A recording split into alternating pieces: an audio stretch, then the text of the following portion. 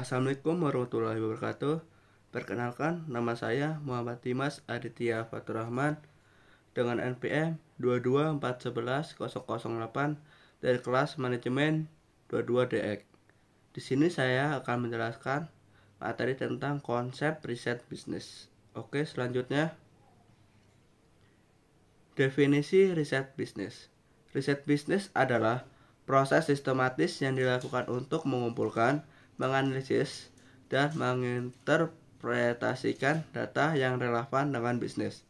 Tujuan dari riset bisnis adalah untuk membantu dalam pengambilan keputusan strategis dengan memahami berbagai aspek pasar, pelanggan, pesaing, dan lingkungan bisnis. Riset bisnis dapat mencakup berbagai metode seperti survei, wawancara, studi kasus, analisis statistik, dan pengamatan, serta dapat diterapkan dalam berbagai bidang seperti pemasaran, manajemen, operasi, dan keuangan. Oke, selanjutnya proses pelaksanaan riset. Proses pelaksanaan riset terdiri dari 3 tahapan, yaitu input, proses, dan output. Input merupakan kegiatan mulai dari penentuan topik riset hingga perolehan data. Data yang telah diperoleh kemudian diproses dengan alat analisis yang digunakan berdasarkan keperluan dari preset. Oke, selanjutnya etika dalam melakukan riset. Ada 10 etika dalam melakukan riset. Etika dalam melakukan riset sangat penting untuk memastikan bahwa penelitian dilakukan dengan cara yang benar, adil, dan bertanggung jawab. Berikut adalah beberapa prinsip dasar etika dalam melakukan riset. Yang pertama, kejujuran. Peneliti harus jujur dalam melaporkan data, hasil, metode, dan prosedur. Manipulasi data atau plagiat sangat tidak etis. Yang kedua, integritas.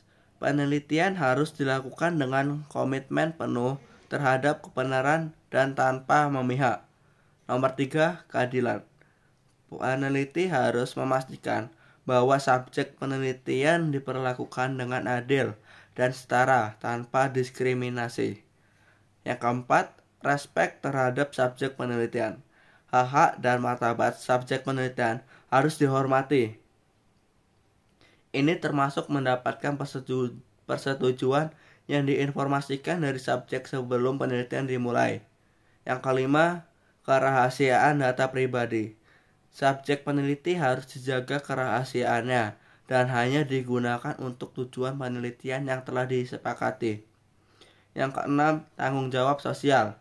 Peneliti harus dilakukan dengan mempertimbangkan dampaknya terhadap masyarakat dan lingkungan.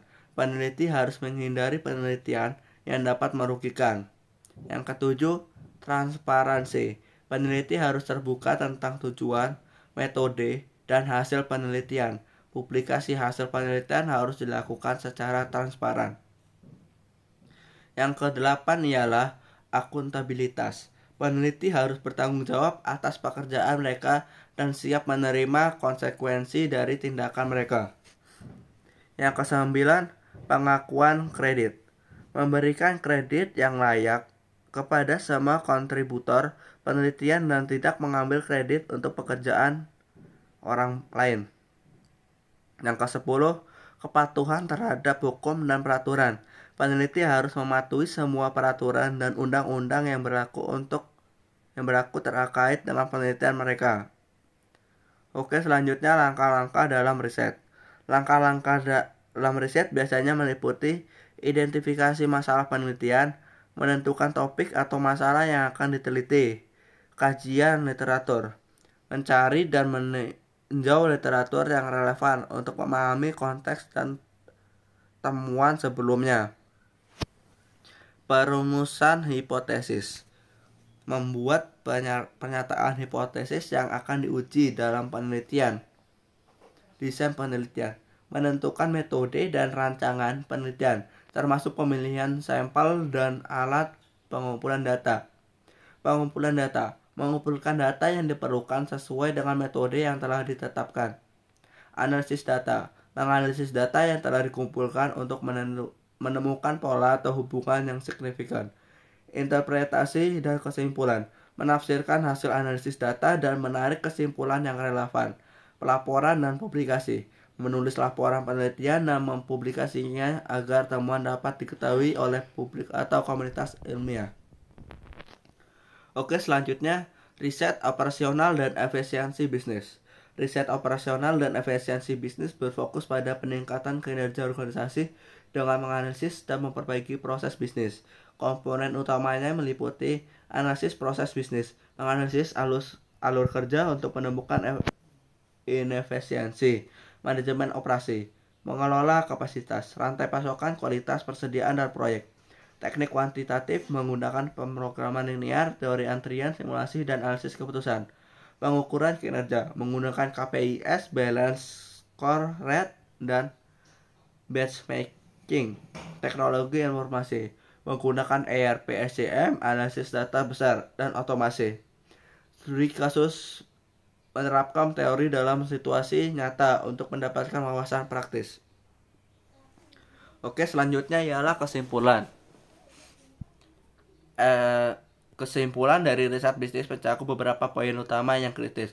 Pertama, identifikasi target pasar dan segmen pelanggan potensial adalah esensial, melibatkan analisis kebutuhan, preferensi, dan perilaku pembelian mereka. Kedua, evaluasi kekuatan dan kelemahan kompetitor, serta peluang dan ancaman dalam industri, membantu memahami posisi kompetitif bisnis di pasar.